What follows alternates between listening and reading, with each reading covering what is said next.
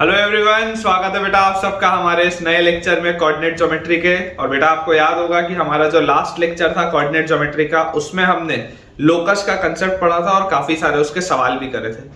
आज के बेटा पूरे लेक्चर में हम सिर्फ लोकस पर बेस्ड क्वेश्चंस करेंगे, क्योंकि लोकस एक ऐसा टॉपिक है जिसमें जनरली बच्चों को प्रॉब्लम आती है। तो आज का पूरा लेक्चर डेडिकेटेड होगा क्वेश्चंस पे based on locus and locus only.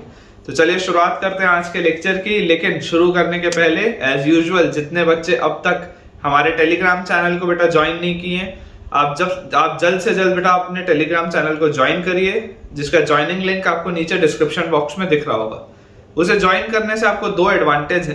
पहला एडवांटेज ये है कि मेरे सारे लेक्चर के अपडेट्स समय से बेटा टेलीग्राम चैनल में चले जाते हैं, ताकि आपको पता चल जाए कि कब मैंने एक नया लेक्चर पोस्ट किया है और आपका कभी भी कोई भी लेक्चर मिस ना हो। एंड बेटा जो अपना सेकंड बेनिफिट है वो ये है कि यहाँ पर तो हम बहुत सारे क्वेश्चंस की प्रैक्टिस करते ही हैं, लेकिन उसके साथ साथ हमें और भी बहुत ज्यादा सवालों की प्रैक्टिस करना जरूरी होता है। और वो ज्यादा सवाल हम प्रैक्टिस कर सकते हैं अपने उस टेलीग्राम चैनल से। तो उसे बेटा आप जल्दी से जल्दी ज्वाइन करिए, ताकि आपकी पढ़ाई और बेहतर तरीके से हो पाए।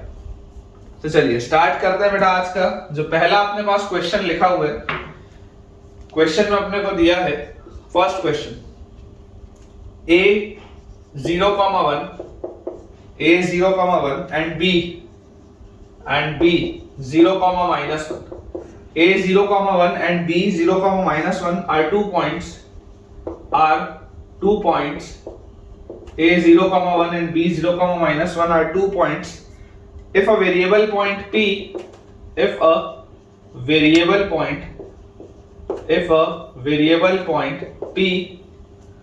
moves such that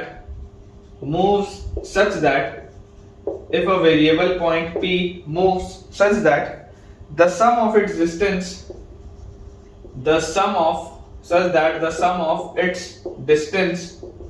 variable point P moves such that the sum of its distance from A and B sum of its distance from A and B is 4. Find the locus of point P. Question है find the locus of point P. ठीक है क्या? अपने को बच्चों point P का locus बताना है। Find the locus of point P. If its locus is of the form, इसी का अगला पार्ट है, if its locus is of the form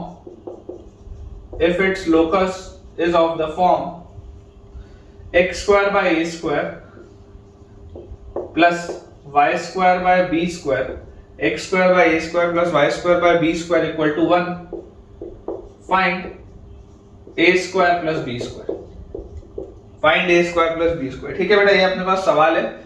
अब ऑल्दो मैंने अभी आपको कोनिक सेक्शन नहीं पढ़ाया है, मैंने अभी आपको बेटा एलिप्स नहीं पढ़ाया है, ये लेकिन जो स्टेटमेंट लिखा है ना, ये जो स्टेटमेंट लिखा है कि if a variable point P moves such that the sum of its distance from two fixed points A and B is same is 4, तो ये बेटा जो डेफिनेशन होता है वो इलिप्स का होता है।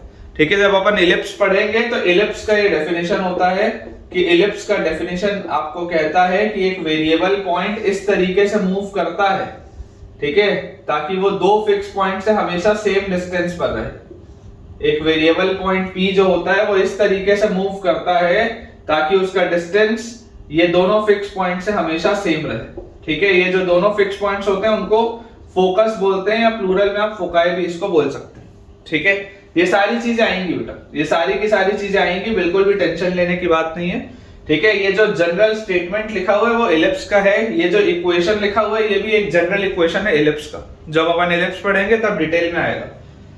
फिलहाल के लिए देखिए अपने को बेटा जो चीज समझ में आनी चाहिए, फिलहाल अपने को सिर्फ समझने वाली चीज ये है कि अपने पास h, k पॉइंट दिया हुआ है, करेक्ट। अपने पास बच्चों h, k जो पॉइंट दिया हुआ है, अब इसमें देखिए वेरिएबल पॉइंट है h, k और फिक्स पॉइंट है आपके पास 0,1 एंड 0,-1, और बोला जा रहा है कि sum of it distance from A and B is 4।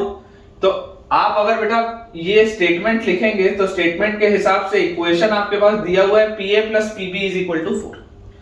Equation आपके पास दिया हुआ है PA plus PB is equal to 4। ठीक है, ये अपने पास इक्वेशन दी है। अब हम इसको थोड़ा सा ऑब्जर्व करते हैं। अगर हम इस चीज को ऑब्जर्व करें कि यार PA plus BB equal to 4 दिया है, तो PA क्या होगा?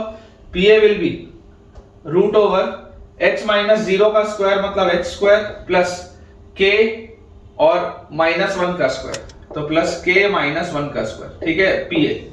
PB क्या होगा? अगेन h माइनस 0 का स्क्वायर मतलब h square plus k minus minus 1 मतलब k प्लस 1 का स्क्वायर, तो PA प्लस PB, इसकी वैल्यू अपने पास 4।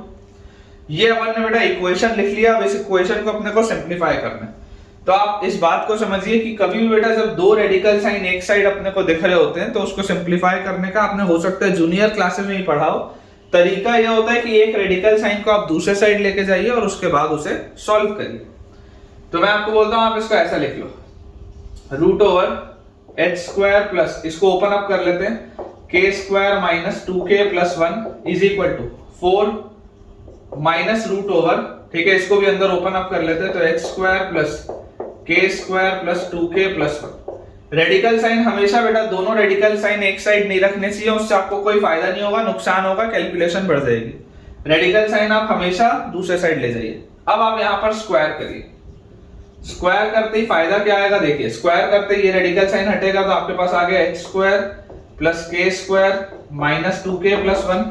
इसको स्क्वायर करेंगे तो a स्क्वायर मतलब 16 प्लस b स्क्वायर मतलब h square plus k square plus 2k plus 1 और माइनस 2ab, तो माइनस 2ab मतलब minus 8 root over h square plus k square plus 2k plus 1, ठीक है। जैसे आप इसको स्क्वायर करेंगे तो minus 8 into root over h square plus k square plus 2k plus 1, ये अपने पास चीज आएगी। जैसे ही आपने रेडिकल साइन दूसरे साइड लेके गए तो आपको देखो दिखाई दे रहा है कि h स्क्वायर k स्क्वायर और ये h square k square cancel out हो गया। थोड़ा सा अगर मैं इसको सिंपलीफाई करूं तो ये माइनस वाली पूरी चीज को अगर मैं LHS में ले आऊं तो मेरे पास आ जाएगा 8 times root over h square plus k square plus 2k plus 1 should be equal to, बाकी पूरी चीज दूसरे साइड ले जाते हैं तो यहाँ 2k है और एक बार 2k आ गया तो आपके पास आ गया 4k। उसके बाद ये 1 और ये 1 कट गया और 4k के बाद बेटा आपको यहाँ पर देखो एक 16 दिख रहा है तो प्लस 16।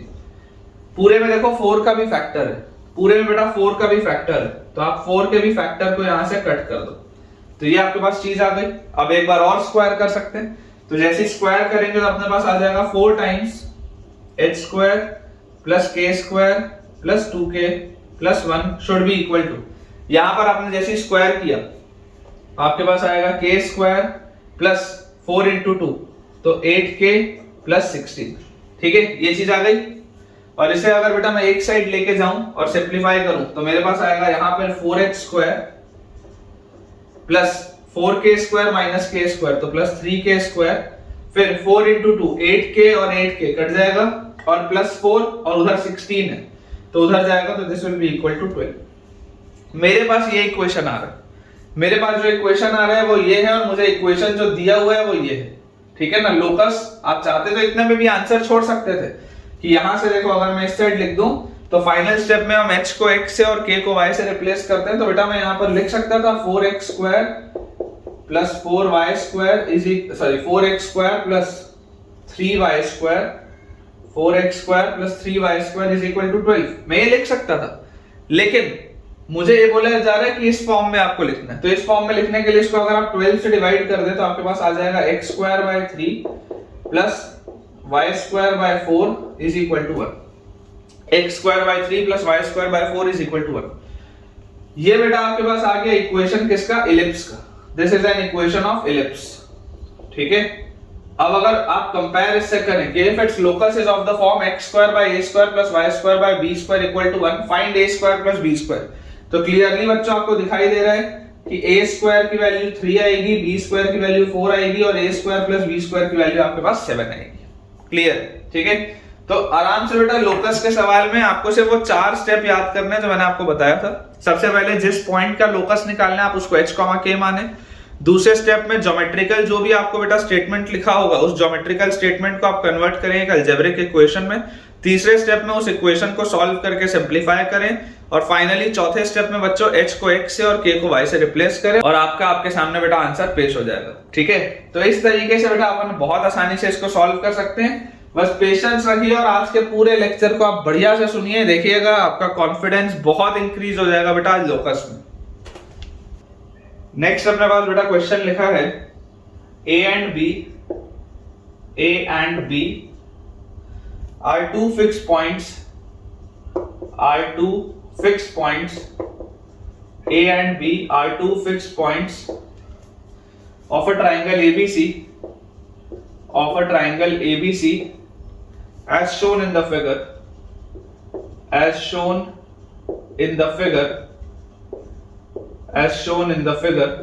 उसके बाद लिखा है if its vertex C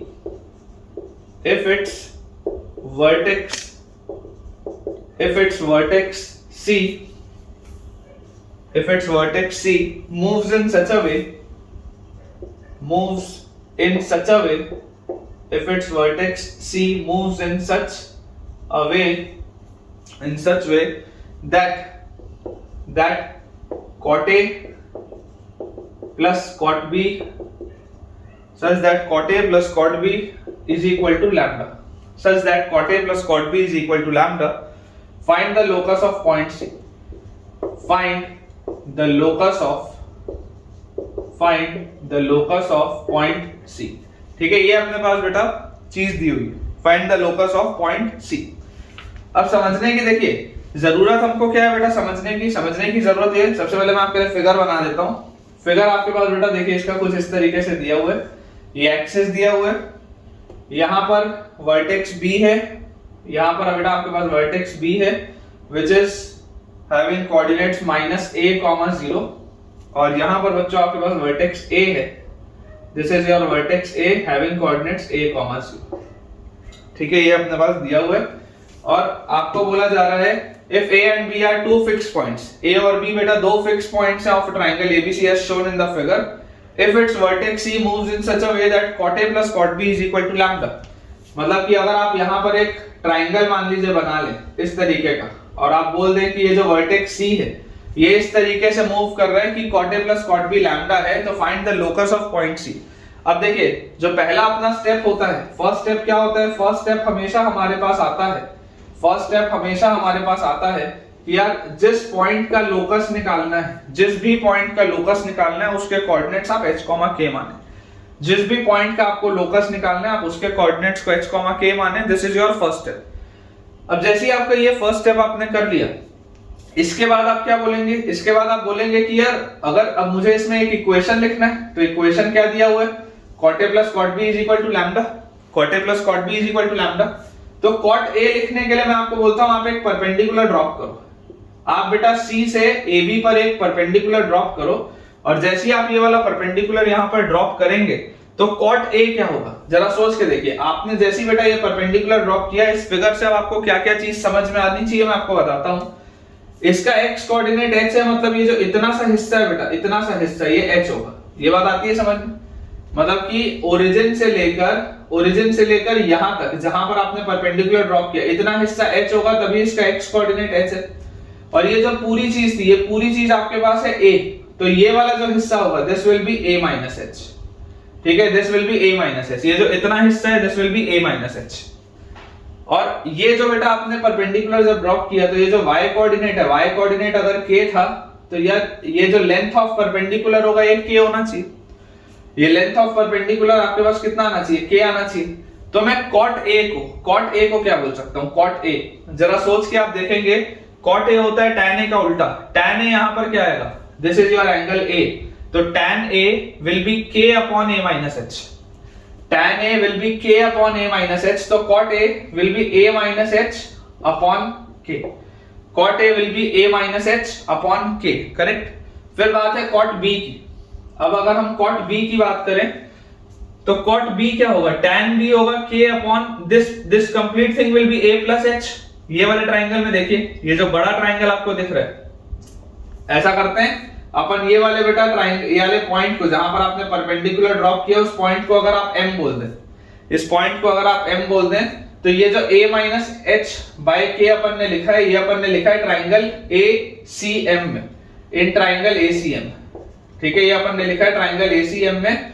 और अगर आप बेटा ट्राइंगल ले लें ये वाला BCM, ट्राइंगल अगर आप बेटा ले लें BCM, इन ट्राइंगल BCM, तो यहां से अपने पास क्या आ जाएगा cot B will B tan B का उल्टा, तो tan B क्या होगा, tan B will B K upon ये जो पूरा BM होगा बेटा वो क्या होगा A प्लस H, क्योंकि ये चीज कितनी है A है, इसको आप माइनस A मत बोलिएगा, माइनस उसका कोऑर्डिनेट है बेटा, लेकिन लेंथ ऑफ साइड तो A यूनिट्स का होगा, ये this will B A units and this is H, तो ये पूरा जो BM होगा this will B A plus H, तो आपके पास ये आना चाहिए A plus H upon K, ठीक है क्या। तो अपने पास देखो cot A plus cot B मतलब कि A minus H by K plus A plus H by K should be equal to lambda.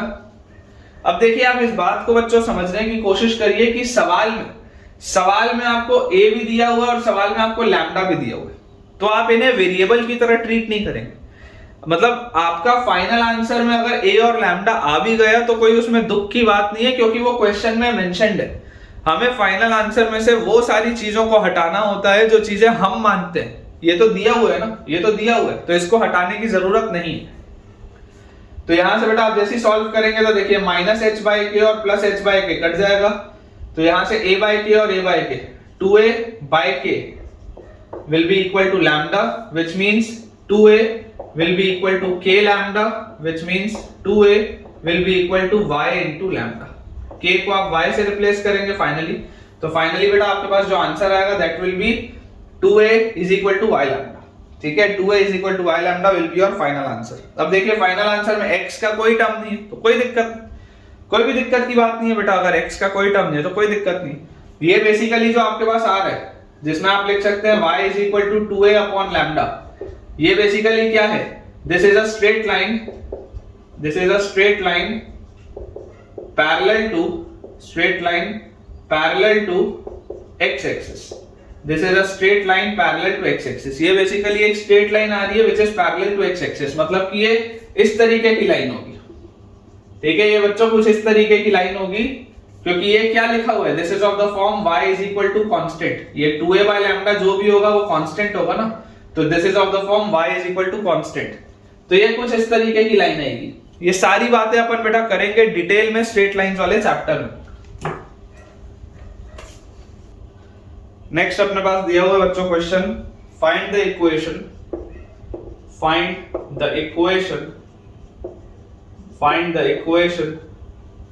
to the locus of point P, find the equation to the locus of point P, which is always at same distance,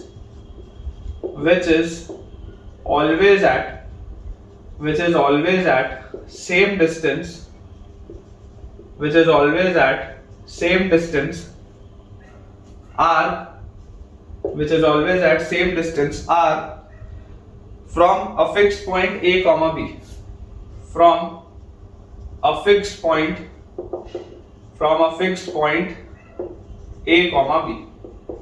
अब अगर बेटा ध्यान से आप इस statement को देखेंगे तो आपको दिखाई दे रहा होगा कि ये जो है वो डेफिनेशन किसका लिखा हुआ है, this is the definition of circle का डेफिनेशन है बेटा। जैसे पिछले वाले बेटा सवाल में मैंने आपको बताया था कि अगर कोई एक वेरिएबल पॉइंट दो फिक्स्ड पॉइंट से सेम डिस्टेंस पे रहता है तो वो इलिप्स होता है। यहां पर आपको क्या दिख रहा है, एक वेरिएबल पॉइंट एक पर्टिकुलर बेटा फिक्स पॉइंट से हमेशा सेम डिस्टेंस पर है r, मतलब कि इसका लोकस क्या होगा बेटा, सर्कल होगा ना। सोच के देखिए, फिक्स पॉइंट जो आपका होगा, ये जो फिक्स पॉइंट आपका होगा this will be your centre, ये जो फिक्स पॉइंट होगा this will be your centre, और ये जो बेटा वेरिएबल पॉइंट आपके पास आएगा दिस वेरिएबल पॉइंट इसका लोकस जो आपके पास आएगा वो सर्कल होगा, और ये जो फिक्स डिस्टेंस आएगा that will B radius. Same distance r जो है वो रेडियस होगा और फिक्स पॉइंट जो होगा वो क्या होगा, सेंटर होगा। अब ऐसे भी देख सकते हैं, ठीक है, ये आपको डेफिनेशन है, सर्कल जो अपन करेंगे ये अभी कोऑर्डिनेट ज्योमेट्री में, तो आपको एक क्लैरिटी आई जाएगी इस बात पे। अगर मान लो मुझे ये चीज नहीं भी पता होती तो मैं इसको क्या बोलता, मैं इसको ऐसे बोलता कि find the equation two the locus of point P, तो मैं आपको बोलता कि यार आप P को मान लो h, k। सबसे पहले तो मैं आपको यही बोलता कि आप P को क्या मान लो, h, k मान लो, क्योंकि आपको लोकस निकालना है पॉइंट P का, which is always at same distance r from a fixed point A, B। मतलब कि अगर मैं इस पॉइंट को लेटर से C बोल दूं, है ना, फिक्स पॉइंट आप मान लेते हैं, फिक्स पॉइंट C जिसके कोऑर्डिनेट्स है A, B। अगर मैं इस तरीके का बेटा कुछ बोलता तो आपके पास क्या आ जाता, PC की वैल्यू R के बराबर आती, यही तो आता, same distance R from a fixed point C, तो P से लेकर C तक की दूरी क्या आती, हमेशा ही R के बराबर आती। तो अगर आपको ये सर्कल नहीं भी पता होता तब भी आप ये तो एक इस ज्योमेट्रिकल बेटा जो आपका इंटरप्रिटेशन है उससे आप एक अलजेब्रिक इक्वेशन लिखते ही लिखते। सॉल्व करते तो देखिए PC आपके पास कितना आता, root over h minus a whole square plus k minus b whole square is equal to radius r, ये हम लिखते हैं। स्क्वायर कर दो बच्चों दोनों साइड, और स्क्वायर जैसे आप करेंगे तो आपके पास आ जाएगा h माइनस a का whole square plus k minus b का whole square is equal to r square. Unnecessary आप इसको एक्सपैंड मत करो क्योंकि ये एक जनरल इक्वेशन आ रहा है सर्कल का, सर्कल में मैं आपको पढ़ाऊंगा। फाइनल स्टेप में आप क्या करेंगे, h को x से और k को y से रिप्लेस करेंगे तो x minus a whole square plus y minus b whole square is equal to radius का स्क्वायर। ये बेटा एक जनरल इक्वेशन होता है सर्कल का जब आपको उसका सेंटर और रेडियस पता होता है, ठीक है। ये चीज आएगी सर्कल में भी आएगी, इस फॉर्म को बोला जाता है centre radius form. Centre radius form मतलब कि अगर आपको किसी सर्कल के सेंटर के कोऑर्डिनेट्स पता हो, अगर आपको बेटा किसी भी सर्कल के सेंटर के कोऑर्डिनेट्स पता हो और रेडियस पता हो तो आप सर्कल का इक्वेशन बड़ी आसानी से लिख सकते हैं, ये इसका मतलब है, ठीक है बेटा। बहुत आसानी से आप इसको सॉल्व कर सकते हैं। अब स्पेशल केस इसमें क्या होता है, स्पेशल केस होता है, स्पेशल केस आपके पास आ जाता है when circle is when center is at origin, when center is at origin। तो देखिए जब बेटा जैसे सेंटर को आप ओरिजिन में करेंगे तो a, b क्या होगा, 0, 0। a, b जो आपके पास होगा दैट विल बी 0, 0 जब वो ओरिजिन पर होगा। तो यहाँ पे आपके पास इक्वेशन आ जाएगा x square plus y square is equal to r square. इस समय आपके पास आंसर क्या आ जाएगा, x square plus y square is equal to r square. Clear है, आसान सी बेटा बात है। r जो होगा वो रेडियस होगा और इसका सेंटर इस वक्त कहां पर आ जाएगा, ओरिजिन पे आ जाएगा। अगला अपने पास बच्चों सवाल लिखा है, find the locus of point P, find the locus of find the locus of point P, find the locus of point P which moves such that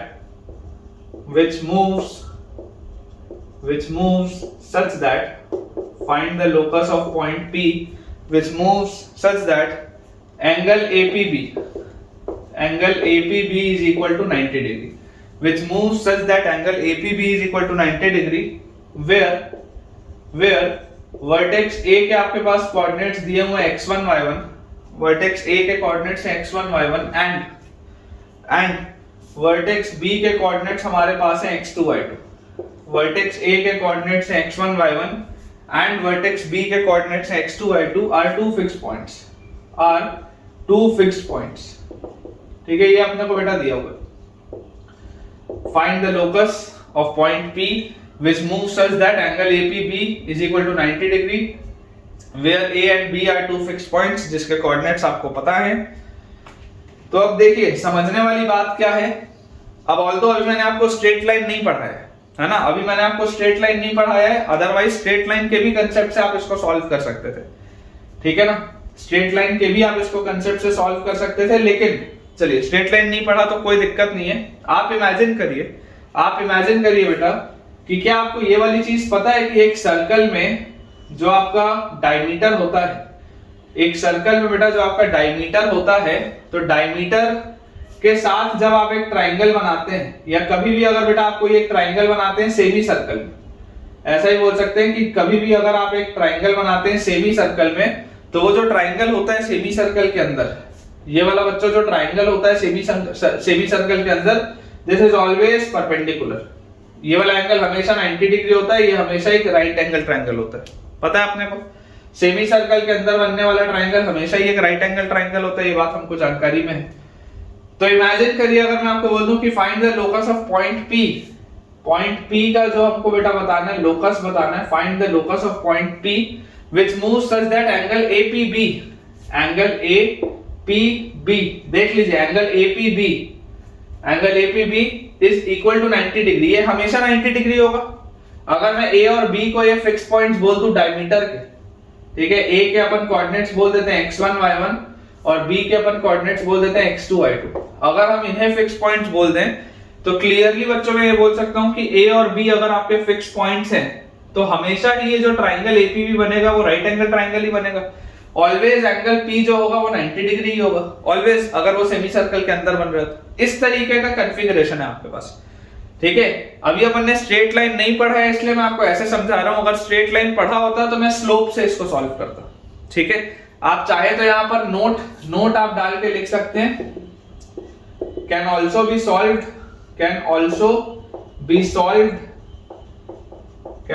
solved using slope, है ना। विल बी अगले point में will be covered in straight lines.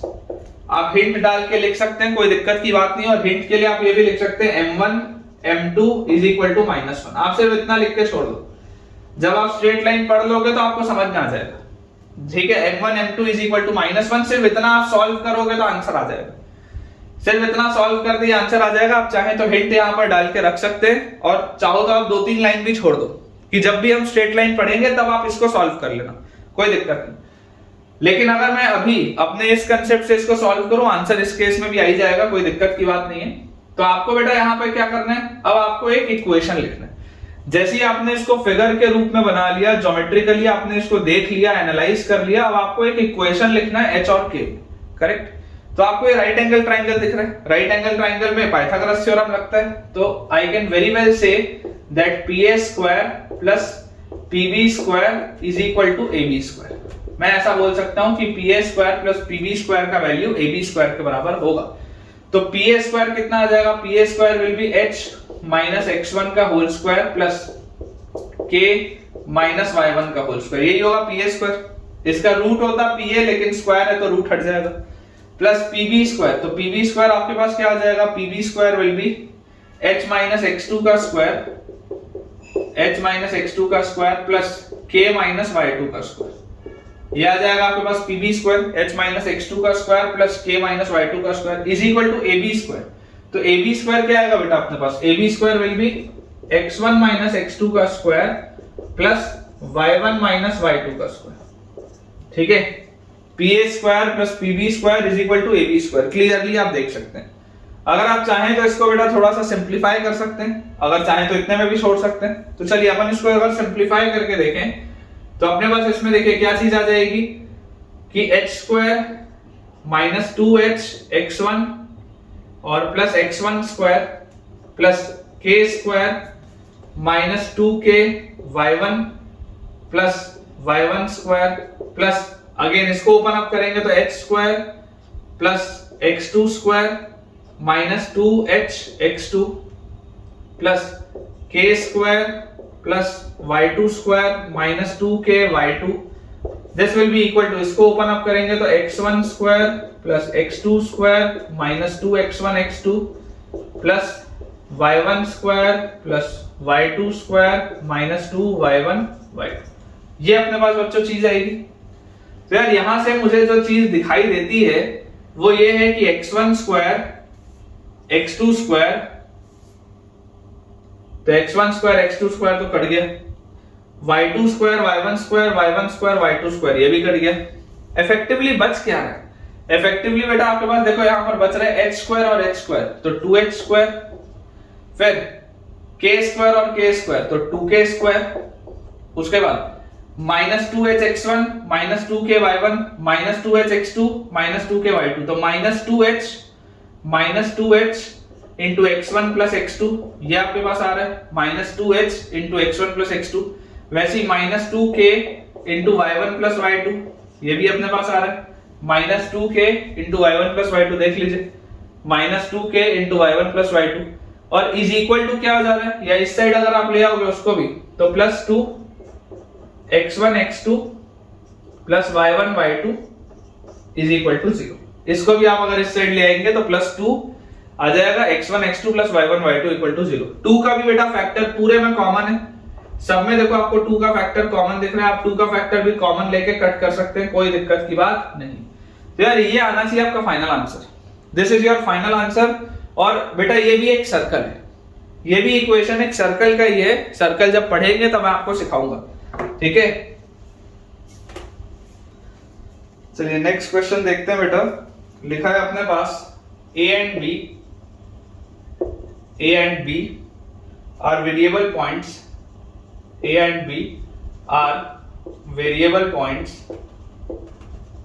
a and b are variable points on x axis and y axis, on x axis and y axis. A and b are variable points on x axis and y axis respectively such that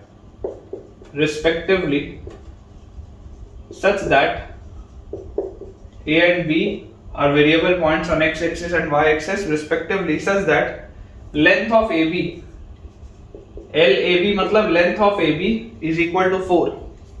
Find the locus of the point, find the locus of the point, find the locus of the point which divides the segment, which divides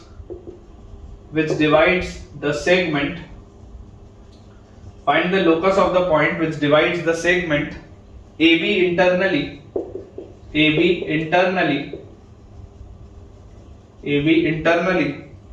1:2, in 1:2। ये अपने पास बच्चों सवाल दिया हुआ, ठीक है। इसमें आप स्टार लगा लेंगे। इसमें मैं आपको एक नया आज कंसेप्ट सिखाऊंगा बेटा, आपको एक इसमें न्यू चीज सीखने को मिलेगी जो मैं बहुत देर से बोल रहा हूं, वो आपको इसमें दिखेगा। आपको बोला जा रहा है A and B are variable points on x axis and y axis respectively such that length of AB is equal to 4। तो हम इस तरीके का बेटा अपना फिगर बना लेते हैं कि आपके पास x एक्सिस और y एक्सिस में दो वेरिएबल पॉइंट्स है A और B, ठीक है। तो A आपके पास है x एक्सिस में, B आपके पास है y एक्सिस में, और लेंथ ऑफ AB आपको दिया हुआ है 4। ये फिक्स है, लेंथ ऑफ AB हमेशा ही 4 है, लेकिन A और B जो है वो वेरिएबल पॉइंट है, ठीक। Find the locus of the point which divides the segment AB internally in the ratio 1:2। अब AB को बेटा डिवाइड कर रहे हैं 1:2 में, AB को आप डिवाइड कर रहे हैं 1:2 में, मतलब ये 1 होगा तो ये 2 होगा, ठीक है ना। BA को डिवाइड नहीं कर रहे, समझिएगा 1:2 कहां से लेना है फर्क पड़ता है। AB का डिवीजन हो रहा है 1:2, तो आप इधर 1 लिखेंगे A की तरफ और B की तरफ आप 2 लिखेंगे। ये बात अपने को एकदम क्लैरिटी इसमें होनी चाहिए। मान लेते हैं ये आपके पास पॉइंट P है, तो आपको उसी का लोकस निकालना है, locus of the point which divides the segment AB internally in the ratio 1:2। आपको इसका लोकस निकालना है। अब इस सवाल में बेटा अपने पास और कुछ भी नहीं है, कुछ भी नहीं दिया, और A का कोऑर्डिनेट नहीं दिया है, B का कोऑर्डिनेट नहीं दिया। अगर A भी दिया होता तो एक बार के लिए मैं सेक्शन फॉर्मूला लगा देता, लेकिन कुछ नहीं पता मुझे। तो यार मैं आपको इसमें ये बोलता हूं कि आप x एक्सिस पर ये है पॉइंट, तो आप इसके कोऑर्डिनेट्स मान लो a, 0 लेट, और आप b के कोऑर्डिनेट्स बेटा मान लो 0, b, क्योंकि y एक्सिस पर है। यहां पर मैं आपको ये चीज सिखाना चाहता हूं कि मेरे ओरिजिनल सवाल में a नहीं दिया, ये मैंने माना है। मेरे ओरिजिनल सवाल में b भी नहीं दिया, ये भी मैंने माना है। तो मुझे फाइनल आंसर में गलती से भी A और B नहीं लिखना है। ये मैं आपको सिखाना चाहता हूं कि फाइनल आंसर हमेशा उस चीज में आता है, उन टर्म्स में आता है जो टर्म्स आपके पास सवाल में दिए हों। क्या इस पूरे सवाल में कहीं पर भी A और B का जिक्र है क्या? नहीं, ये A कोऑर्डिनेट और B कोऑर्डिनेट का जिक्र कहीं पर भी नहीं है। स्मॉल a और स्मॉल b वेरिएबल्स हैं जो मैंने अज्यूम किए हैं, तो इन वेरिएबल्स को मुझे फाइनल आंसर में से हटाना ही पड़ेगा, ये बात निश्चित है। अब देखो लेंथ ऑफ AB बेटा आपको दिया हुआ है 4। लेंथ ऑफ AB अगर आपको 4 दिया हुआ है तो आप यहां से डिस्टेंस फॉर्मूला लगा के AB का लेंथ क्या बोल सकते हैं, √a - 0 का स्क्वायर मतलब a स्क्वायर प्लस 0 - b का स्क्वायर मतलब b स्क्वायर। इसकी वैल्यू 4 दी है कि मतलब a square plus b square की वैल्यू आपके पास आ जाएगी 16।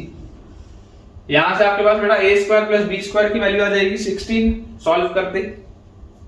अब अगर मैं सेक्शन फॉर्मूले की बात करूं तो सेक्शन फॉर्मूला क्या बोलता है कि h क्या होगा, व्हाट विल बी h, तो h विल बी m1x2 मतलब 1 into 0 plus m2x1, internal division है तो प्लस m2 into x1 मतलब 2 into a upon m1 plus m2, m1 plus m2 is 3, और k क्या होना चाहिए, k should be m1y2 मतलब 1 into b प्लस m2y1 मतलब 2 into 0 upon m1 plus m2 मतलब कि 3, ये होना चाहिए अपने पास। तो यार यहां से बच्चों आप इस बात को समझिए कि a का वैल्यू क्या है। a का वैल्यू अगर आप देखेंगे तो a will be equal to 3h by 2, a will be equal to 3h by 2। And similarly अगर आप k की बात करेंगे, सिमिलरली बेटा अगर आप b की बात करेंगे तो b की वैल्यू किसके बराबर आएगी, b will be equal to 3k। देख लीजिए b will be equal to 3k, ये आ जाएगा अपने पास। बाकी ये तो खत्म हो चुका है, b will be equal to 3k। तो यार a और b तो मेरे को पता नहीं थे, a और b तो मुझे वैसे भी मेरे फाइनल आंसर से हटाने थे। अगर इस पूरे को मैं यहां पर सब्स्टिट्यूट कर दूं तो a स्क्वायर की जगह आप लिख सकते हो 3h बाय 2 का whole square plus b square की जगह आप लिख सकते हो 3k का होल स्क्वायर। इसकी वैल्यू 16 है। इसकी वैल्यू बच्चों आपके पास 16 अगर आ रही है तो यहां से देखिए आप क्या लिख सकते हैं, यहां से आप इस बात को लिख सकते हैं कि 9h square by 4 plus 9k square is equal to 16।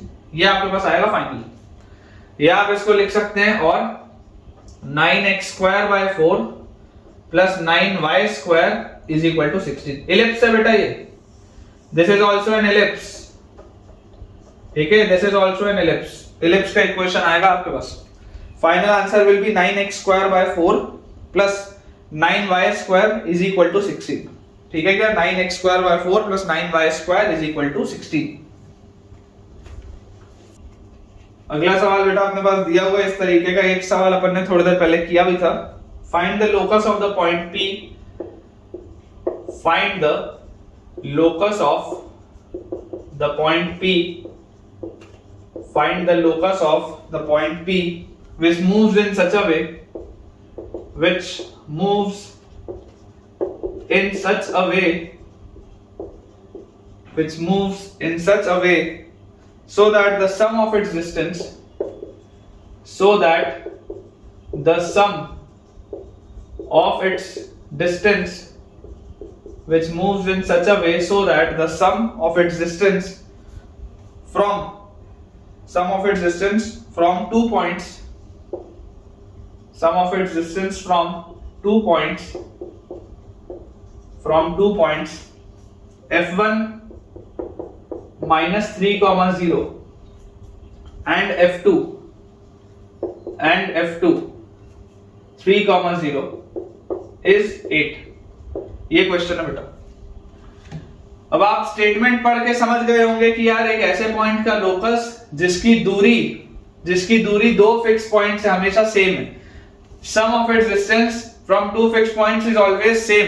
तो यार ये वाला पॉइंट तो फाइनली लोकस क्या आना चाहिए, इलिप्स आना चाहिए। ये बात तो समझ में आती है, स्टेटमेंट पढ़ के तो ये बात समझ में आ जाती है कि इलिप्स आना चाहिए और ये f1 और f2 क्या होगा, उसका फोकस होगा। f1 और f2 उसका फोकस होगा बेटा, ये बात अपने को समझ में आती है। तो वेरिएबल पॉइंट जो P है उसका आपको लोकस निकालना है, तो आप P को क्या मानेंगे, h, k मानेंगे, बहुत ऑब्वियस सी बात है। और जैसे ही हम इसको h, k मानेंगे तो आपको बोला जा रहा है such that the distance of its, sum of its distance from the 2 points, मतलब कि Pf1 प्लस Pf2, इसकी वैल्यू बच्चों आपको 8 दी हुई है। Pf1 प्लस Pf2 की वैल्यू आपके पास 8 दी हुई है। डिस्टेंस फार्मूला बोलता है रूट ओवर ये h, k है -3, तो h प्लस 3 का whole square plus k minus 0 का होल स्क्वायर मतलब k square plus root over Pf2 मतलब h माइनस 3 का whole square plus k minus 0 का होल स्क्वायर, तो k square is equal to 8, ये दिया हुआ। और थोड़ी देर पहले मैंने आपको ये सिखाया कि रेडिकल साइन जब आप लिखते हैं तो दोनों एक साइड नहीं लिखे जाते, एक को एक तरफ लिखो, एक को दूसरी तरफ लिखो।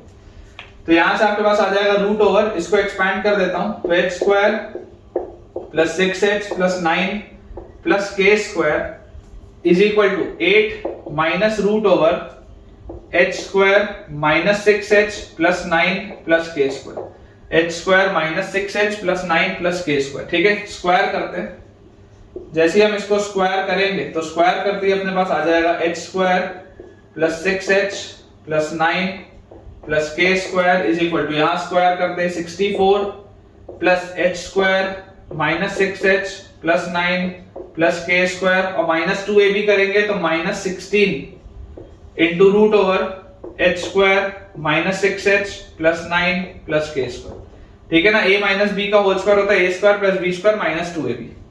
कैंसिल क्या क्या हो रहा है बेटा, कैंसिल यहाँ पर आप देखेंगे तो h square k square h square k square, ये तो कैंसिल आउट हो रहा है, ये 9 और ये 9 भी कैंसिल आउट हो रहा है। तो अगर मैं थोड़ा सा रीअरेंज इसको करके लिखूं तो मैं इसको लिख सकता हूं 16 times root over h square minus 6h plus 9 plus k square is equal to, बाकी सारी चीजों को एक साइड ले जाएं तो 64 वैसे का वैसा ही है, और ये 6h यहां आ जाएगा तो माइनस 6h और माइनस 6h माइनस 12h हो जाएगा। ये अपने पास आ गया। मुझे ऐसा दिखाई दे रहा है बेटा कि पूरे में बेटा 4 का फैक्टर कॉमन है, इस पूरे में 4 का फैक्टर कॉमन है, तो 4 into 4 16 होता है, 4 into 16 64 होता है, 4 into 3 12 होता है। अब अगर मैं यहां पर स्क्वायर करूं, स्क्वायर करते बेटा अगर मैं आगे बढ़ूंगा मेरे पास आ जाएगा 16 times h square minus 6h plus 9 plus k square is equal to, यहां पर बेटा आप इसको स्क्वायर करेंगे तो 16 का square will B 256 plus 9h square और 16 into 3 कितना होता है बेटा 48, 16 into 3 48 into 2 मतलब माइनस 96h, ये अपने पास आएगा। फाइनली अगर आप सबको एक साइड ले जाओगे तो 16h square minus 9h square तो 7h स्क्वायर हो गया, फिर 16k स्क्वायर, तो इसको एज इट इज लिख लेते हैं 16k स्क्वायर, ये आ गया अपने पास। उसके बाद बेटा 16 into minus 6h, this will be 16 into minus 6h will be minus 96h और ये minus 96h, ये तो कट गया। और यार 16 into 9 कितना होता है, 16 into 9 होता है बेटा 144, और 256 में से अगर आप 144 को सब्ट्रैक्ट करोगे तो 112 आना चाहिए। 256 में से अगर आप 144 को बेटा सब्ट्रैक्ट करेंगे 112 आना चाहिए। और एक चीज आप और देख सकते हैं कि यार आप चाहे तो इतने में भी आंसर छोड़ सकते हो, कोई दिक्कत नहीं है, लेकिन मुझे दिखाई दे रहा है कि 16 into 7 बेटा 112 होता है। देखो 10 into 7 70 और 6 into 7 42, तो 70 और 42 112, मतलब this can also be written as h square by 16 plus k square by 7 is equal to 1। आप इसको ऐसा भी लिख सकते हैं। और final answer will be h को x से और k को y से, तो x square by 16 plus y square by 7 will be equal to 1। ये आपका फाइनल आंसर आना चाहिए। एंड क्लियरली बेटा आप देख सकते हैं that this is an ellipse. ठीक है, फाइनल आंसर इज यहां पर अपने पास लिखा हुआ है 7x square plus 16y square is equal to 112, या x square by 16 plus y square by 7 is equal to 1। ठीक है, क्लियर हो गया होगा बेटा अभी तक तो आपको। अब देखिए अगला सवाल बेटा थोड़ा सा डिफरेंट है। ठीक है, अभी तक इलिप्स आ रहा था, अब हाइपरबोला आएगा। ठीक है, कोनिक सेक्शन में 3 होते हैं, पैराबोला, इलिप्स एंड हाइपरबोला। अभी तक आपने बहुत सारे सवाल देखे जिसमें इलिप्स आंसर आ रहा था, अब जो आंसर आएगा that will be a hyperbola. देखिए क्वेश्चन लिखा है find the locus of the point P, find the locus of the point P which moves such that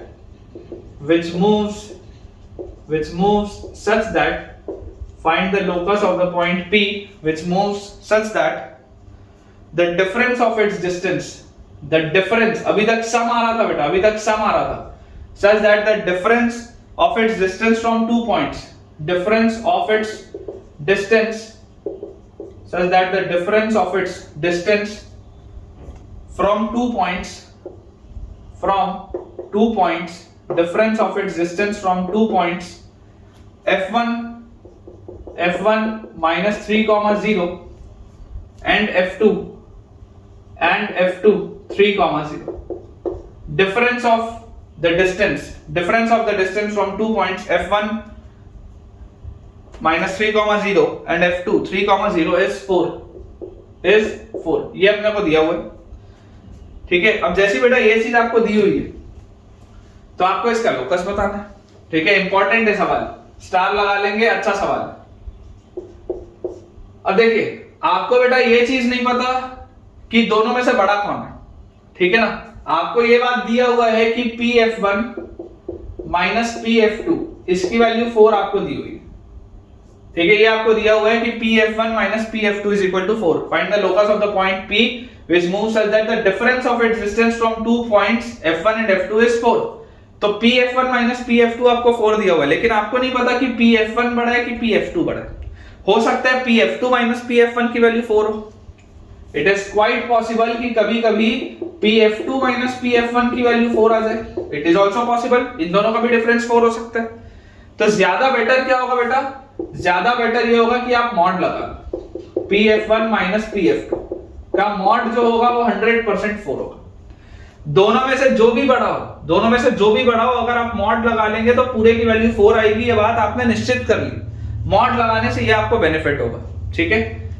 तो यार यहां से देखो आप पॉइंट P को क्या ले सकते हो, h, k, तो आपके पास आ गया mod of root over Pf1 मतलब h माइनस 3 मतलब h प्लस 3 का स्क्वायर प्लस k माइनस 0 मतलब k स्क्वायर माइनस Pf2 मतलब रूट ओवर Pf2। जैसे आप करेंगे तो आपके पास आ जाएगा h माइनस 3 का स्क्वायर प्लस k स्क्वायर का mod, this is equal to 4। ये अपने पास आ जाएगा बेटा। अब यहां से जो बात बेटा अपने को समझ में आती है कि यार यहां पर आप एक रेडिकल को दूसरे साइड नहीं लेके जा सकते। यहां पर बच्चों आप एक रेडिकल को दूसरे साइड नहीं लेके जा सकते। अभी तक पहले तक आप कर पा रहे थे क्योंकि तब मॉड नहीं लगा था, अब तो मॉड लगा है। अब मॉड को हटाने के लिए आपको क्या करना पड़ेगा, मजबूरी है यहीं पर स्क्वायर करना पड़ेगा, मजबूरी है यहीं पर स्क्वायर करना पड़ेगा। उसके अलावा आपके पास ऑप्शन नहीं, उसके अलावा आपके पास ऑप्शन नहीं। या आपके पास एक ऑप्शन, चलो मैं और बोलता हूं, एक ऑल्टरनेटिव तरीका और है। स्क्वायर अगर आपको नहीं करना तो आप इसको ऐसा लिख लो, और रूट ओवर h प्लस 3, ये स्मार्ट तरीका बेटा, ये स्मार्ट तरीका है। आपको कई लोग बोलेंगे कि मजबूरी है स्क्वायर करना पड़ेगा, लेकिन एक ऑप्शन मैं आपको और दे देता हूं ताकि आप बाईपास कर जाएं और दोबारा वही वाला स्टेप कर लें जो मैंने आपको सिखाया था। क्या सिखाया था, अगर रेडिकल एक साइड हो तो दूसरे साइड लेके जाना चाहिए, दोनों को एक साथ नहीं रखना चाहिए। तो वापस अगर आपको वही वाली टेक्निक यूज करनी है तो तरीका क्या होगा, मैं बोलता हूं ये आपके पास लिखा हुआ है h प्लस 3 का square plus k square minus root over h minus 3 का स्क्वायर प्लस k स्क्वायर, ठीक है। एंड मॉड को हटाने के लिए बेटा आप उधर ले जाओ प्लस माइनस 4 लगा दो। बात तो वही, अगर आप मॉड लगा रहे थे तो मॉड आप क्यों लगा रहे थे, क्योंकि इस पूरे की वैल्यू, अंदर वाली पूरी चीज की वैल्यू 4 भी हो सकती थी और माइनस 4 भी हो सकती थी, तभी तो मॉड लगा रहे थे। अंदर वाली पूरी चीज अगर 4 होती तब भी उसका मॉड 4 आता, अगर अंदर वाली पूरी चीज माइनस 4 होती तब भी उसका मॉड 4 आता। तो आप बाहर ही लिख लो प्लस माइनस 4। और जैसे ही आपने ये किया, अब आपके पास दोबारा आपकी रेंज में आ चुका है सवाल। देखिए जैसे आप बेटा इसको उस साइड लेके जाएंगे तो रूट ओवर, इसको ओपन अप कर देता हूं तो h square plus 6h, h square plus 6h plus 9 plus k square, h square plus 6h plus 9 plus k square is equal two plus minus 4, और ये उधर जाएगा तो प्लस रूट ओवर, यहां पर आपके पास आ जाएगा h square minus 6h plus 9 plus k square, h square minus 6h plus 9 plus k square. यहां पर आप बेटा बहुत आसानी से स्क्वायर कर सकते हैं। अब आप बहुत आसानी से इसको स्क्वायर कर सकते हैं। जैसे आप इसको स्क्वायर करेंगे, स्क्वायर करते ही आपके पास आ जाएगा h square plus 6h plus 9 plus k square is equal to, पहला वाला चाहे वो प्लस 4 हो चाहे माइनस 4 हो, ध्यान से सुनना, ये पहली वाली जो चीज है चाहे ये प्लस 4 हो चाहे ये माइनस 4 हो, आप जैसे ही इसको स्क्वायर करेंगे आपके पास 16 ही आएगा। उसके बाद इसको जैसे आप स्क्वायर करेंगे तो आपके पास आएगा h square minus 6h plus 9 plus k square. अब इसके बाद थोड़ा सा सोचना पड़ेगा, क्योंकि अगर ये प्लस होगा तो प्लस 2ab आएगा इसका एक्सपेंशन, और अगर ये माइनस होगा तो माइनस 2ab आएगा। अगर ये प्लस 4 होगा तो ये प्लस 2ab आएगा, अगर ये माइनस 4 होगा तो ये माइनस 2ab आएगा। तो मैं आपको बोलता हूं आप इसको ऐसा लिख लो ना, प्लस माइनस 2 इंटू 4 8, और रूट ab की जगह आपके पास आ जाएगा h square minus 6h plus 9 plus k square, h square minus 6h plus 9 plus k square. अगर ये प्लस होता तो a प्लस b के होल स्क्वायर के हिसाब से प्लस 2ab आता, अगर ये माइनस होता तो a माइनस b के हिसाब से माइनस 2ab आता। यार यहां से h square k square h square k square गया, ये 9 से ये 9 गया, और इसके बाद अगर मैं टर्म्स को एक साइड ले जाऊं, क्योंकि मुझे एक चीज तो दिखाई दे रही है कि मुझे दोबारा स्क्वायर तो करना पड़ेगा, तो ऐसा करते हैं ये 16 को यहां ले आते हैं तो माइनस 16 हो गया, और ये माइनस 6h को भी यहां ले आते हैं तो प्लस 12h हो गया, और इसकी वैल्यू दी हुई है plus minus 8 root over h square minus 6h plus 9 plus k square. Clearly आपको दिख रहा है पूरे में 4 का फैक्टर कॉमन है। 4 का अगर फैक्टर कॉमन है तो यहाँ 4 आएगा, यहाँ 3 आएगा, यहाँ 2 आएगा। एक बार और स्क्वायर कर दो, एक बार आप और इसको बेटा स्क्वायर करो तो ताकि ये वाला प्लस माइनस भी उड़ जाए। तो जैसे ही आप स्क्वायर करोगे आपके पास क्या आएगा, 3h का square will B 9h square, 4 का स्क्वायर विल बी 16 और माइनस 2 into 4 8 माइनस 3 तो minus 24h is equal to इसका स्क्वायर विल बी 4 और h square minus 6h plus 9 plus k square. तो अपने पास यहां से एक साइड अगर अपन ले आए तो 9h square minus 4h square will B 5h square. उसके बाद ये माइनस 24h और ये माइनस 24h कटता हुआ दिखाई देता है। यहां पर बेटा ये 4k स्क्वायर इस साइड आएगा तो माइनस 4k स्क्वायर भी हो जाएगा, इसमें भी कोई दिक्कत नहीं है। और क्या है अपने पास, ये h स्क्वायर वाली चीज मैंने लिख ली, k स्क्वायर वाली मैंने चीज लिख ली। यहां पर बेटा देखो 9 into 4 आपके पास 36 आ रहा है और यहां पर 16 है, उधर जाएगा तो क्या आ जाएगा 20। तो अपने हिसाब से ये आंसर आना चाहिए। ठीक है, this will be 5x square minus 4y square is equal to 20, या इसको आप लिख सकते हैं x स्क्वायर बाय 4। ठीक है, 20 से जब आप डिवाइड करोगे तो x square by 4 minus y square by 5 is equal to 1। ऐसे भी बेटा आप इस आंसर को लिख सकते हैं। ये जो इक्वेशन आपके पास आया है, this is an equation of hyperbola. ठीक है, this is an equation of hyperbola. लिख देता हूं मैं यहां पर, ये एक हाइपरबोला का इक्वेशन है बेटा। एलिप्स में बीच में प्लस आता है, हाइपरबोला में बीच में माइनस आता है, सिर्फ यही अंतर है। एलिप्स में बीच में प्लस आता है, हाइपरबोला में बीच में माइनस आता है, सिर्फ और सिर्फ यही अंतर है बेटा, बाकी और कोई अंतर नहीं है। फाइनल आंसर आपके पास जो आएगा that will be 5x square minus 4y square is equal to 20। This will be your final answer. Question अपने पास बेटा दिया हुआ है, let a1,2 let a1,2 be a fixed point, let a1,2 be a fixed point and a variable point b and a variable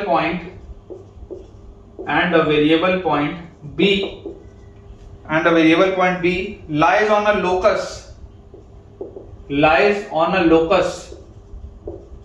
variable point b lies on a locus whose equation is variable point b lies on a locus whose equation is x square plus y square is equal to 4, whose equation is x square plus y square equal to 4. Find the locus of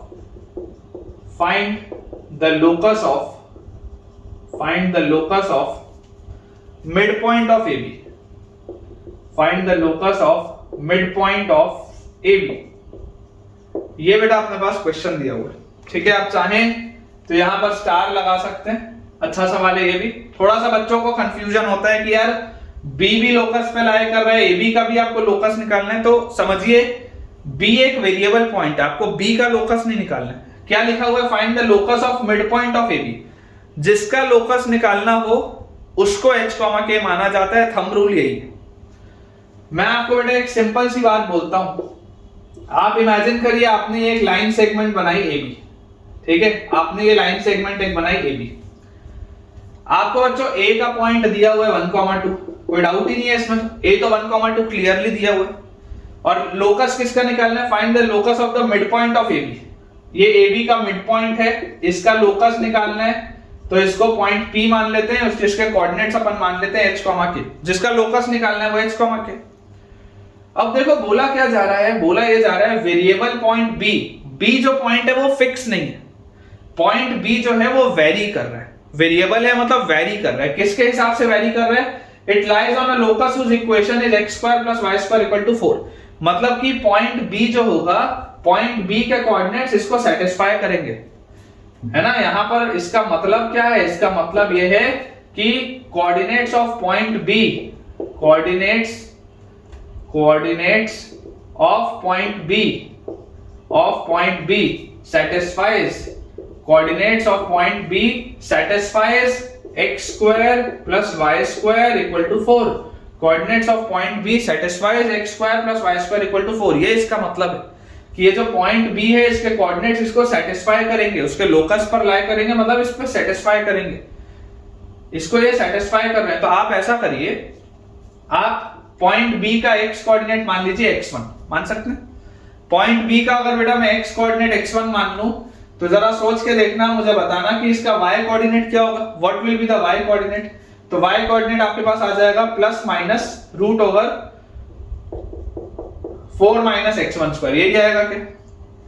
अगर आप x की जगह बेटा यहां पर x1 put कर दे, अगर आप x की जगह बच्चों यहां पर x1 पुट कर दें, ऐसे लो, किसी को अगर ये समझने में प्रॉब्लम आ रही हो कोई दिक्कत नहीं, मैं आपको बोल देता हूं, कोई भी दिक्कत की बात नहीं है। आप इसके कोऑर्डिनेट्स मान लो x1 y1, ऐसे मान लो, चलो आप b के कोऑर्डिनेट्स मान लो x1 y1। अब ये x1 y1 जो है, ये x1 y1 इसको सेटिस्फाई करेगा, x1 y1 इसको सेटिस्फाई करेगा, मतलब x1 square plus y1 square की वैल्यू 4 होनी चाहिए। ये इसको अगर सेटिस्फाई कर रहा है मतलब x1 square plus y1 square की वैल्यू 4 होनी चाहिए, ये बात क्लियर है। मैं आपको बेटा जो चीज सिखाना चाह रहा हूं वो ये है कि आप देखिए, जैसे वो जो पिछला एक सवाल था जिसमें एक रॉड था जो जिसका फिक्स लेंथ था 4, जो x एक्सिस और y एक्सिस में वेरी कर रहा था, उसमें मैंने x एक्सिस का कोऑर्डिनेट a,0, y एक्सिस का कोऑर्डिनेट 0,b माना था। उसमें बेटा a और b सवाल में नहीं दिया था, मैंने माना था, इसलिए मैंने फाइनल आंसर में से a और b को हटाया। वैसे यहां पर x1 y1 को आपने अज्यूम किया, इसलिए मैं लेट लिख देता हूं, मतलब मेरे को फाइनल आंसर में x1 y1 नहीं चाहिए, मैंने x1 y1 माना है। तो यहां से देखो अपन क्या बोल सकते हैं, ये चीज तो समझ में आती है कि वेरिएबल पॉइंट b जो है वो इस पे लाई अगर करेगा, इस पे अगर बेटा लाई करेगा वेरिएबल पॉइंट b, तो आपके पास आ जाएगा कि x1 y1 अगर इसके कोऑर्डिनेट्स होंगे वर्टेक्स b के, x1 y1 अगर कोऑर्डिनेट्स होंगे तो x1 y1 इसको सेटिस्फाई करेंगे। यहां से आप बेटा देखो क्या बोल सकते हो, h will be equal to 1 plus x1 by 2 and k will be equal to 2 plus y1 by 2। तो यार यहां से अपने पास x1 का वैल्यू क्या आया 2h minus 1, और यहां से अपने पास y1 का वैल्यू क्या आया 2k minus 2। x1 will be 2h minus 1, y1 will be 2k minus 2। इन्हें आप बेटा ऑल टुगेदर उठा के यहां पर पुट कर दो, तो आपके पास देखिए x1 की वैल्यू क्या आ जाएगी 2h minus 1 का होल स्क्वायर प्लस y1 की वैल्यू क्या आ जाएगी 2k minus 2 का whole square is equal to 4। ये आपके पास आएगा, या आप अपना आंसर यहां पर बेटा देखिए किसमें लिख सकते हैं, और you can write 2x minus 1 का whole square plus 2y minus 2 का whole square is equal to 4। चाहे तो बेटा आप अपना इतने में भी आंसर छोड़ सकते हैं, ठीक है। ये भी एक सर्कल है, this is also a circle.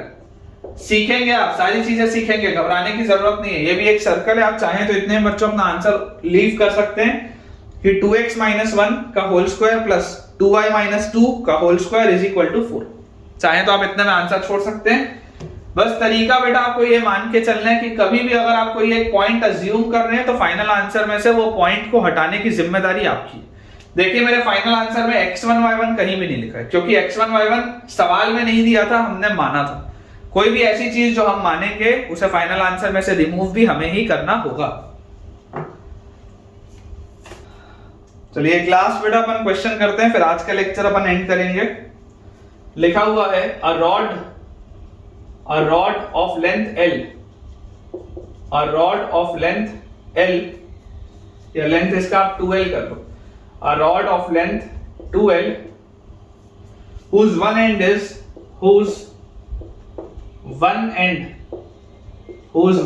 is on x axis, a rod of length 2L whose one end is on x axis and the other end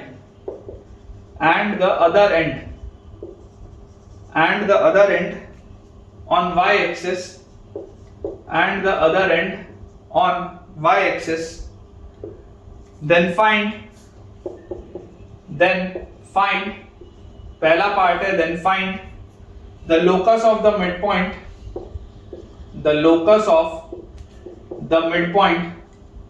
then find the locus of the midpoint of AB,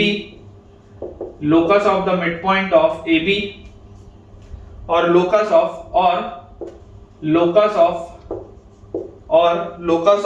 circumcenter of triangle AOB। दोनों का मतलब एक ही है, दोनों का मतलब एक ही है। अभी फिगर बनाऊंगा तो आपको पता चलेगा, locus of circum centre of triangle AOB. And second चीज अपने को पूछी जा रही है लोकस ऑफ, सेकंड पार्ट में locus of centroid of, locus of centroid of triangle AOB, locus of centroid of triangle AOB. चलिए लास्ट सवाल है बेटा, ध्यान से देखेंगे। बोला जा रहा है a rod of length 12 whose one end is on x axis and the other end is on y axis। आपके पास एक रॉड है जिसका लेंथ है आपके पास 12, इसका लेंथ आपके पास है 12। मान लेते हैं इसका ये वर्टेक्स A है, ये वर्टेक्स B है और ये ओरिजिन O है, ठीक है। a rod of length 12 whose one end is on x axis and the other end is on y axis, then find the locus of the midpoint of AB। ये AB है, इसके midpoint का आपको locus बताना है सबसे पहले part में। then find the locus of the midpoint of AB और locus of the circumcenter of triangle AOB। अब आपको बेटा एक चीज देखो दिखाई दे रही है कि ये जो ट्राइंगल AOB है, ये ट्राइंगल AOB क्या होगा, राइट एंगल ट्राइंगल होगा, क्योंकि ये आपके पास क्या है, this is your y axis, this is your x axis. तो क्लियरली आपको दिखाई दे रहा है कि अगर x एक्सिस और y एक्सिस अपने पास दिया हुआ है तो इस केस में बेटा अपन बहुत आसानी से ये बात बोल सकते हैं कि ये आपका राइट एंगल ट्राइंगल होगा। और राइट एंगल ट्राइंगल में आप चाहे हाइपोटेनियस के मिड पॉइंट को बोलें या सर्कमसेंटर बोलें, बातें की, क्योंकि circumcentre lies on the mid point, circumcentre lies on the mid point of hypotenuse in case of right angle triangle. ये बात अपने को पता है। तो दोनों का मतलब एक ही, अपने को h, k इसका लोकस निकालना है मिड पॉइंट का। तरीका क्या होगा बेटा, देखो इस तरीके का थोड़ी देर पहले मैंने आपको एक सवाल कराया था। मुझे a के कोऑर्डिनेट्स नहीं पता तो मैं a के कोऑर्डिनेट्स मान लेता हूं a, 0 अज्यूम कर लेते हैं क्योंकि x एक्सिस पे, और b के कोऑर्डिनेट्स अपन मान लेते हैं 0, b y एक्सिस पे, तो इसको भी अपन अज्यूम कर लेते हैं। और अब अपनी जिम्मेदारी है कि फाइनल आंसर में से स्मॉल a और स्मॉल b को अपने को हटाना होगा, अगर फाइनल आंसर में आ रहा होगा तो। अगर इस रॉड का लेंथ बेटा 12 है तो AB का लेंथ आपके पास 12 आएगा, मतलब कि रूट ओवर a माइनस 0 का स्क्वायर मतलब a square plus 0 minus b का स्क्वायर मतलब b स्क्वायर। इसकी वैल्यू आपके पास 12 दी हुई है, मतलब आप बोल सकते हैं a square plus b square is equal to 4l square. ये आप बेटा चीज बोल सकते हैं कि जैसे आप स्क्वायर करेंगे तो a square plus b square will be equal to 4l square. ये एक बात हो गई। अब हम और क्या बोल सकते हैं, h क्या होगा, what will be h, तो h will be a plus 0/2, h will be a plus 0/2। k क्या होगा, k will be b plus 0/2, b plus 0/2 mid point है ना, तो b plus 0/2। तो यार यहां से आपके पास a का वैल्यू आ गया 2h और यहां से आपके पास बच्चों b का वैल्यू आ गया 2k। और जैसे a का वैल्यू 2h आया और b का वैल्यू 2k आया, इसको उठा के मैं यहां पर पुट करूंगा तो a की जगह मैं लिख सकता हूं 2h का होल स्क्वायर प्लस b की जगह मैं लिख सकता हूं 2k का whole square is equal to 4l square, और I can say 4h square plus 4k square is equal to 4l square, और आई कैन से देखो 4 का फैक्टर कटेगा तो आपके पास आ जाएगा बेटा x square plus y square is equal to l square. ये आपके पास आंसर आ जाएगा पहले पार्ट का। लोकस क्या आएगा, देखो x square plus y square equal to l square, और इसमें l वाला टर्म आ रहा है और l वाला टर्म आपके पास ओरिजिनल इक्वेशन में भी दिया हुआ था, तो आप यहां पर अपने आंसर को छोड़ सकते हैं, कोई दिक्कत नहीं, ठीक है। x square plus y square plus is equal to l square बिल्कुल सही है। अब अगर बच्चों अपन सेकंड पार्ट की बात करें, सेकंड पार्ट, ये जो सेकंड पार्ट दिया है locus of the centroid of triangle AOB. पहले आपने यहां मिड पॉइंट का लोकस बताया, अब आपको सेंट्रॉइड का बेटा आपको लोकस बताना है। तो यार इसका सेंट्रॉइड क्या होगा, ओरिजिन 0,0 है। सेंट्रॉइड अगर मैं बोलूं, यहां पर अगर मैं मान लूं कहीं पे सेंट्रॉइड होगा तो मान लेते हैं सेंट्रॉइड के कोऑर्डिनेट्स h, k, सेंट्रॉइड के कोऑर्डिनेट्स h, k मान लेते हैं। तो h की वैल्यू क्या आएगी अपने पास, h की वैल्यू अपने पास आएगी 0 plus 0 plus a by 3, 0 plus 0 plus a by 3, और k की वैल्यू क्या आएगी अपने पास, k will be equal to b plus 0 plus 0, b plus 0 plus 0 by 3। तो यार यहां से अपने पास a का वैल्यू आ जाता है बच्चों 3h और b का वैल्यू बच्चों अपने पास आ जाता है 3k। a का वैल्यू आएगा 3h और b का वैल्यू आएगा 3k। एंड अगेन ये वाली बात तो है ही, ये वाली बात तो है ही कि a square plus b square तो अभी भी 4l स्क्वायर होगा। Also a square plus b square will be equal to 4l square. तो देयरफॉर अपन क्या लिख सकते हैं 3h का होल स्क्वायर प्लस b की जगह 3k का whole square is equal to 4l square, और आप लिख सकते हैं 9x square plus 9y square is equal to 4l square. ये आपके पास आएगा बेटा final answer, 9x square plus 9y square is equal to 4l square. ये भी एक सर्कल है बेटा, this is also a circle and this is also a circle, 9x square plus 9y square is equal to 4l square. और final answer में आप देख रहे हैं l का टर्म है जो कि ओरिजिनल इक्वेशन में भी दिया हुआ था, इसलिए हम इतने में अपना आंसर छोड़ सकते हैं। तो ठीक है बच्चों, विद दिस हम अपने आज के लेक्चर के एंड पे पहुंच चुके हैं और मुझे उम्मीद है कि अब आपको लोकस में कॉन्फिडेंस आ चुका होगा। बहुत सारे मैंने आपको सवाल कराए, गारंटी के साथ बोल रहा हूं, इतने सवाल तुम किसी भी अपने दोस्त के कोचिंग नोट्स में देख लो, इंस्टीट्यूट के नोट्स में तुमको लोकस पर बेस्ड इतने क्वेश्चंस नहीं मिलेंगे, गारंटी है, गारंटी। अगर किसी को मिल जाए कहीं पर क्लास नोट्स में इतने सारे लोकस के सवाल तो यार मुझे कमेंट्स में आप बताना, और अगर ना मिले, हमारे सवाल अगर ज्यादा हो तब भी मुझे बताना। और अगर आपको बेटा आज का लेक्चर अच्छा लगा है तो वीडियो को लाइक करना, चैनल में कमेंट करके मुझे बताना कि आज का लेक्चर आपको कैसा लगा, और जल्दी से जल्दी चैनल को सब्सक्राइब भी कर लो और अपने दोस्तों के साथ इस वीडियो के लिंक को शेयर भी करो ताकि उनकी पढ़ाई भी और बेहतर हो पाए। Thank you.